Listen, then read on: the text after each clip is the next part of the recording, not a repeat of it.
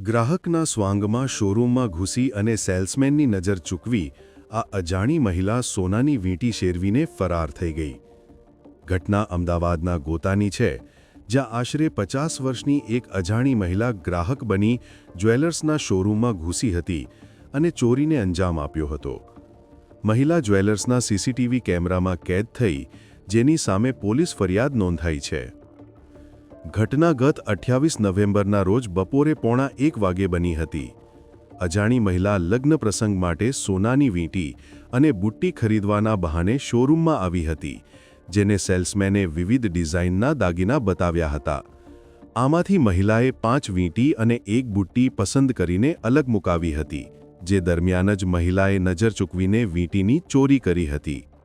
ચોરી કર્યા બાદ મહિલાએ એટીએમમાંથી પૈસા ઉપાડીને તરત પાછા આવવાનું બહાનું કર્યું હતું અને શોરૂમમાંથી બહાર નીકળી ગઈ હતી, જે પાછી નહોતી ફરી.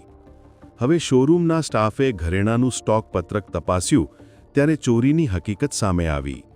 સ્ટોક ચેક કરતા 6.440 ગ્રામ વજનની ઓમની ડિઝાઇનવાળી સોનાની એક વીંટી ઓછી જણાતા ચોરી થઈ હોવાનું સામે આવ્યું હતું, જેની કિંમત આશરે ₹90,000 છે. ત્યારે હાલ આ અજાણી મહિલા સામે પોલીસમાં ફરિયાદ નોંધાઈ છે.